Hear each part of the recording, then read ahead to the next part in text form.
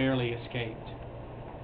He would lead more attacks on Muslim caravans and would shout out, "Call on your Mehmed to save you now," as the unarmed pilgrims would cry out about the treaties he was violating. Over time, Salahuddin was able to capture and eliminate this butcher, as Renaud had convinced a massive army to march out of the city to meet Salahuddin. The Muslim forces used superior tactics and training to defeat the foreign armies. By 1187, Salahuddin had reclaimed almost all the land which had been taken less than a century before.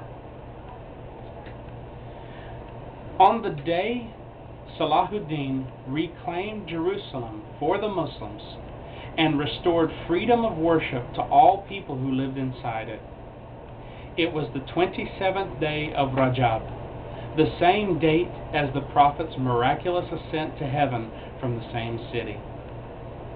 After Jerusalem was delivered to Salahuddin's hands, he treated the people with mercy and kindness. Nearly 100 years beforehand, when the Christians took the city, they killed all non-Catholics and the streets ran with blood. But when Salahuddin took it, he allowed non-Muslims from the east to stay, Greek and Syrian Christians, and a large number of Jews. Only Europeans were demanded to leave. He expelled most of them after making them pay a ransom, 10 dinars for each man, 5 for each woman and child. 1,000 of those who could not pay were given in slavery to Al-Adil, the brother of Salahuddin, who then freed them all in mercy and kindness. He allowed all the remaining who could not pay ransom to buy their freedom by teaching and providing a service in rebuilding the city.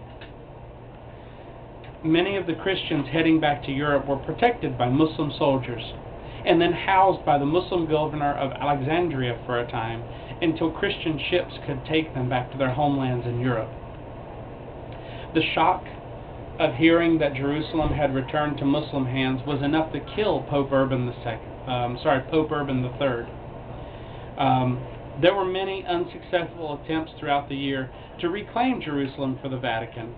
Most notably was the Third Crusade by Richard the Lionheart, who succeeded in establishing a treaty with Salahuddin, which allowed European pilgrims the return to the city and to find protection by the Muslims. Though the city would continue to be a source of struggle between the Vatican and Muslim rulers, there would be no long-term loss of the city out of Muslim hands until the late 19th century. The brother of Salahuddin, Al-Adil, ended up marrying Richard the Lionheart's sister Joan, and they ruled Jerusalem together, beginning in 1191 AD. It was in 1192 that the peace treaty was finally ratified to allow Europeans to make the pilgrimage to Jerusalem, and the citadel that Richard had built was then dismantled as he left for Europe. Salahuddin finally retired to Damascus, where he was met with a hero's welcome, and he lived out the rest of his days surrounded by his family, consisting of 17 sons and 1 daughter. In 1193, he set out to perform Hajj, but was forced to return to Damascus after coming down with a fever. On the 5th day of having his fever, the doctor saw no improvement, and all trade stopped for prayers. People crowded around the city to get news.